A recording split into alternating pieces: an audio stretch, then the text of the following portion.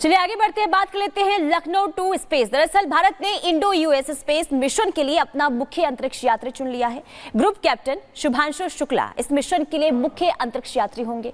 भारतीय space agency ISRO ने international space station mission के लिए शुभांशु शुक्ला को भेजने का फैसला लिया है। यह मिशन भारतीय मानव अंतरिक्ष कार्यक्रम के लिए फायदेमंद तो होगा ही, साथ ही इससे इसरो और नासा के बीच अंतरिक्ष उड़ान को लेकर सहयोग के लिए भी रिश्ते की शुरुआत हो जाएगी। भारतीय वायुसेना की ग्रुप कैप्टन शुभांशु शुक्ला अंतरिक्ष में उड़ान भरने के लिए तैयार हैं। आपको बता दें, कैप्टन शुक्ला को इसरो और अमेरिकी अंतरिक्ष एजेंसी नासा के संयुक्त अंतरिक्ष मिशन के लिए चुना गया है। इस साल अक्टूबर के बाद वो कभी भी इस मिशन के तहत इंटरनेशनल स्पेस स्टेशन जा सकते हैं। अगर कैप्टन शुक्ला इस मिशन के तहत अंतरिक्ष जाते हैं तो पिछले 40 साल में वो ऐसा करने वाले भारत के दूसरे अंतरिक्ष यात्री होंगे। इससे पहले राकेश शर्मा 1984 में सोवियत मिशन के साथ अंतरिक्ष में गए थे। इसरो ने शुक्रवार को एक्सोसोम 4 मिशन के लिए कैप्टन शुभांशु शुक्ला के साथ ग्रुप कैप्टन प्रशांत बालाकृष्णन नायर का चयन किया। शुक्ला प्राइम अंतरिक्ष यात्री होंगे, जबकि नायर को बैकअप के लिए चुना गया है। अगर किसी वजह से वो नहीं जा पाए तो नायर उनकी जगह लेंगे। रिपब्लिक भारत ने ग्रुप कैप्टन शुभांशु के परिवार से बात की। बहुत ही मेहनती, बहुत हार्ड वर्किंग, बहुत ज़्यादा हार्ड वर्किंग बेटा है मेरा, और हर को जो करता भी उसको भी हैंडल करना वो जानता है। ये पहले रसिया में भी कर चुके हैं इस तरह की ट्रेनिंग, परंतु 5-6 महीने की शायद अमेरिका में भी ट्रेनिंग है, वो वहाँ पर ट्रेन करेंगे। कब तक है सर मिशन पे जाने की तैयारी, कब तक है? अब ये तो उनकी तरफ से, नासा की तरफ से डिसाइड होगा। इसरो ने कहा कि ग्रुप कैप्टन शुभांशु शुक्ला और ग्रुप कैप्टन बालाकृष्णन नायर अगले 8 हफ्ते तक मिशन से जुड़ी ट्रेनिंग करेंगे। आपको बता दें, शुक्ला और नायर इंसानों को अंतरिक्ष में ले जाने वाले भारत के पहले अंतरिक्ष मिशन गगनयान में शामिल हैं। हालांकि ये मिशन अगले साल अंतरिक्ष में जाएगा। Bureau report, Republic Bharat.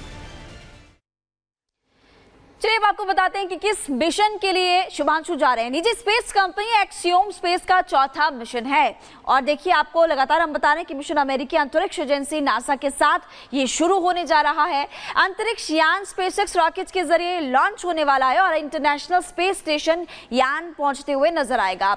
Shubhanshu Shukla के साथ पोलैंड, हंगरी, अमेरिका के भी यात्री शामिल है और मिशन अक्टूबर 2024 के बाद ही लॉन्च हो पाएगा। तो ये आपको बता रहे हैं किसी मिशन के लिए वो जाने वाले, और इसके अलावा उनके परिवार वालों ने क्या कुछ कहा था, कैसे खुशी जाहिर की, वो तो आपने सुना ही। चलिए आगे बढ़ते हैं खबरों में और रुख करते हैं दुनिया सुपरफास्ट का।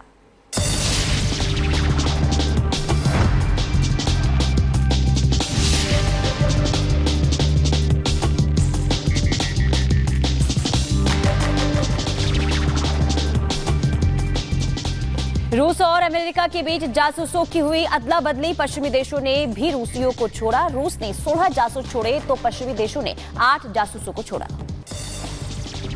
हमास चीफ इस्माइल हानिया की मौत के मामले में ईरान ने 24 लोगों को गिरफ्तार किया। ब्रिटिश रिपोर्ट में दावा, हानिया को मारने के लिए मोसाद ने जो एजेंट हायर किया था उसके जरिए तो हमला किया गया। इसके अलावा भी ईरान के कुछ एजेंसी ने हमला किया।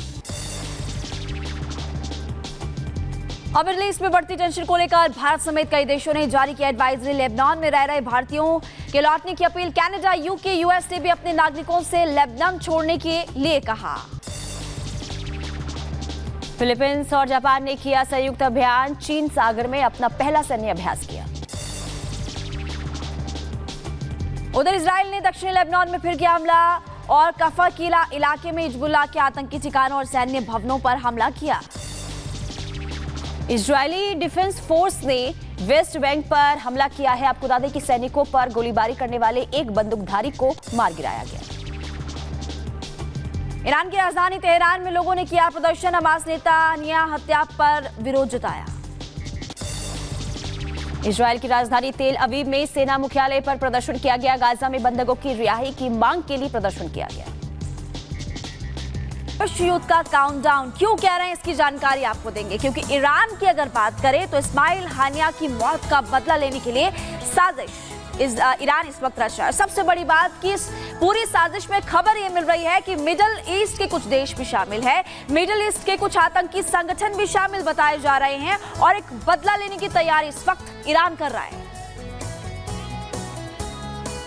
बिल्कुल, देखिए जिस तरीके से ईरान में हानिया की मौत हुई है, इसके बाद ईरान जो है वो बौखलाया हुआ है, लगातार इजराइल पर हमले की प्लानिंग कर रहा है। यही नहीं, अब चिंता की बात ये हो गई है कि जिस तरीके से ईरान की तरफ से प्लानिंग हो रही है, उससे आशंका है कि कहीं विश्व युद्ध न शुरू हो जाए। आखिर क्या प्लानिंग है ईरान की, रिपोर्ट के जरिए आपको दिखाते हैं।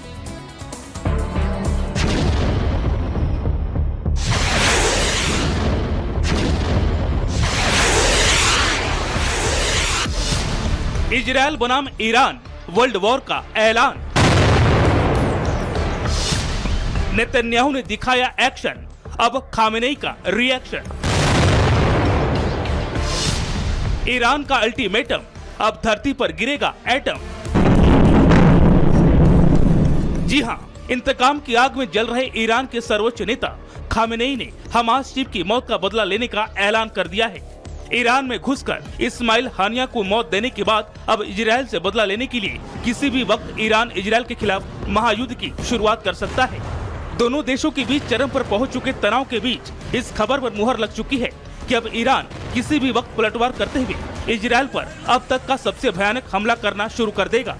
ईरान की हर एक गतिविधियों पर नजर रखने वाले अंतर्राष्ट्रीय एजेंसियों ने ये दावा किया कि ईरान के सर्वोच्च नेता अयातुल्लाह खामेनेई ने हमास नेता इस्माइल हानिया की हत्या के जवाब में इजरायल पर हमला करने की योजना को हरी झंडी दे दी है। और सब कुछ तय रहा तो ईरान 12 से 13 अगस्त के बीच इजरायल पर चौतरफा हमला करेगा। दावा किया जा रहा है कि इजरायल को गहरा जख्म देने की इस साजिश पर ईरान इतनी सफाई से आगे बढ़ रहा है कि उसने इजरायल पर इस बार कई दुश्मनों के साथ मिलकर घातक हमले की प्लानिंग की है। बताया जा रहा है कि बदले की आग में जल रहे ईरान की इस साजिश में दुनिया के कई खतरनाक आतंकवादी संगठन भी साथ दे रहे हैं, जिसमें हिजबुल्लाह और हुती आतंकियों का नाम सबसे ऊपर है। वहीं बताया जा रहा है कि इन तमाम खतरों के मद्देनजर इजरायल ने भी ईरान को मुंहतोड़ जवाब देने की पूरी तैयारी कर रखी है। बावजूद इसके बौखलाई ईरान के घातक प्रहार से बचाने के लिए अब अमेरिका ने भी इस महातबाही में कूदने का मन बना लिया है और इसलिए अमेरिका ने मिडिल ईस्ट में बढ़ते तनाव के बीच अपनी सैन्य शक्ति बढ़ा रहा है। बताया जा रहा है कि मिडिल ईस्ट में अमेरिका ने अपने कई लड़ाकू विमान भेज दिए हैं। अमेरिकी रक्षा सचिव लॉयड ऑस्टिन ने बाकायदा इस बारे में सोशल मीडिया पर जानकारी देकर ईरान को अगले कदम के लिए चेतावनी भी दे दी है। लॉयड ने लिखा है, कल मैंने इमरान, लेबनानी हिजबुल्लाह और अन्य ईरानी समर्थित आतंकवादी समूह से उत्पन्न खतरों के बारे में इजरायल के रक्षा मंत्री योव गैलेंट से बात की है। हमने बता दिया है कि इजरायल की रक्षा का समर्थन करने के लिए अतिरिक्त उपाय कर रहे हैं, जिसमें कई तरह के रक्षात्मक कदम शामिल है। हालांकि अमेरिका पहले भी कई मौकों पर ईरान को ये चेता चुका है कि अगर उसने इजरायल की तरफ आंख उठाकर भी देखा तो उसे इसकी बड़ी कीमत चुकानी पड़ेगी। बावजूद इसके ये अमेरिका भी जानता है कि कई बार अमेरिका तक को धमका चुका ईरान इस बार चुप रहने वाला नहीं है। इसलिए अमेरिका ने इस बार बैलिस्टिक मिसाइल से लैस क्रूजर और विध्वंसक जहाज भी पश्चिम एशिया भेजने की तरफ रवाना कर दिया है। मौजूदा हालात देखें तो खतरे की ये चिंगारी कितना बड़ा रूप लेती दिख रही है, इसका अंदाजा इसी से लगाया जा सकता है कि एक तरफ जहां अमेरिका इजरायल को सपोर्ट करने के लिए अपनी सैन्य शक्ति को पश्चिमी एशिया की तरफ भेजने की कोशिश में लगा है, तो वहीं लेबनान से हिजबुल्लाह के आतंकियों ने इजरायल पर अटैक करना शुरू भी कर दिया है। इजरायल पर जबरदस्त मिसाइल बरसाए जा रहे हैं और पूरी कोशिश की जा रही है कि जरा सी चूक हो और इजरायल लहूलुहान हो जाए। साफ है, माहौल ऐसा बन रहा है कि एक तरफ अमेरिका और इजरायल और दूसरी तरफ middle east. Bureau report, Republic Bharat.